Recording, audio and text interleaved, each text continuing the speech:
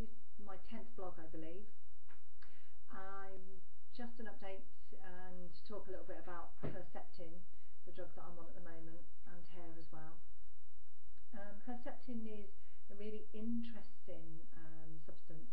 It's made out of Chinese hamster ovary cells, and it's somehow made in the laboratory. We're using gentamicin, which is an antibiotic, and basically the end result is the Herceptin. Now, the Herceptin is a monoclonal antibody which is injected at the moment into the bloodstream, and I'm having mine via the port in my neck here. You can't really see that well, it's under the skin anyway. That's been a godsend. Say, keep being stabbed in the arm and all this, that and the other, really. That's being given every 3 weeks. I had it a week ago. I know in the future they're going to inject it subcutaneously. I think the Food and Drug Association have just passed it. Very, very recently anyway. It's going to become available so that you can just have a little injection. You don't have to sit there and have the infusion and sit there for hours and hours on end. But never mind, I'm getting my drugs and that's all I'm concerned about, really, no matter how I have it. So fantastic stuff. It whizzes round in the blood supply and it finds any cells that have got an overproduction of this particular protein, which mine have, and that's why my cancer was forming, because this protein was growing rapidly out of control. So it goes onto the receptors of cells with those proteins on and blocks them. That's what this Herceptin does. So that's how it works. It's got some side effects, but the side effects aren't as bad as chemotherapy. I mean, chemotherapy was a nightmare. It made all my hair drop out and my fingernails drop off, and good blimey, affected my bowels. I put loads of weight on from the steroids, etc., etc. Just cheerful chappy, aren't I? But I know everything's going really, really well now, and so say I'm just having the Herceptin, and that's going to be continuing until the 8th of January. I thought that I'd finished my treatment at 30th, end of November, but that's because on the prescription sheet that the nurses bring round only went up to that particular date, because I need reviewing. Because I need reviewing with another heart scan. The other doses weren't prescribed, and that's another thing about Herceptin. It can affect the heart, so therefore you have to have heart scanned periodically as well.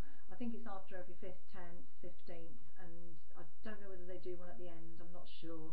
So just to keep an eye on your heart function and to make sure everything's alright, because if it is affected you will become more breathless and tired and things like that. But I mean, touch wood and whistle, I'm not really, silly bitch, aren't I? I'm not really breathless so much. I mean, I am lacking an awful lot of energy at the moment, and that's very, very slow coming back. But that is possibly linked to the Herceptin that I'm having. I've been told that ladies, you know, when I went to see my GP, for example, and the consultant at the Herceptin clinic told me that, you know, it can be detrimental to how you feel, and you can have extreme fatigue, and certainly I know after an hour of ironing I have to lay down. It's no good for me. That's what I keep telling my husband anyway. No harm in trying, is there? But bless him. But yeah, I'm waffling on, for God's sake. I do this because I'm not concentrating on what I'm supposed to be saying. Yeah, so I've had a mammogram recently, a repeat mammogram, because you have one after a year of finding out your breast cancer and having your operation and everything. They then have another look after treatment to see what's what, and touch wood, they didn't find anything. It's clear. So that's brilliant. That's one less thing to sort of worry about, though I wasn't overly worried about that. I was a little bit concerned, really. I'm still waiting for a couple more scan results, and hopefully I'll get those soon. So moving swiftly on, just a few little tips really about hair. I have been told that while I'm having Herceptin it will still grow very, very slowly. And what I've got on my head at the moment is this top bit here is all that's grown since February, and it's now October the 23rd, so it's 7 months of the drug being out of my system, because obviously the drug stays in the system for a month. 7 months to grow this much hair on top, but at least it's grown, I must say. Herceptin apparently does slow down the growth of the hair as well, So I don't think until I finish my drugs in January that I will sort of get a great big mane of hair growing, really. But I'm very, very lucky to get it growing back. I know that not all ladies, after having docetaxel, the particular chemo that I had, actually grow their hair back. So I'm blessed, really, and lucky in that respect. It is a little bit slow, but there ain't not a lot you can do about that until I finish my Herceptin as well. One tip that I've been given is to rub almond oil into your hair, and even on your bald head, to rub the almond oil in, because it keeps the follicles supple and helps to sort of regenerate them, and the massage isn't going to do any harm either, is it? It's going to help blood supply around them follicles and everything. There's, yeah, what else? Argan oil. Is it argan oil? I think it's argan oil in a blue and red packet. You can get it in Boots. That's expensive, but that's very, very good for your hair as well. So to use that. Obviously it's important to eat and drink healthy, so obviously lots and lots of water, and as I said before, you know, there's lots of different things that you can, anti-cancer foods and different things that you can sort of have. That, I mean, hair is obviously going to need minerals and vitamins. You're going to need your vitamins and minerals in your food for your flipping hair to grow. So I think eating health is going to help there as well. That's just a short video today anyway. I think I've said enough.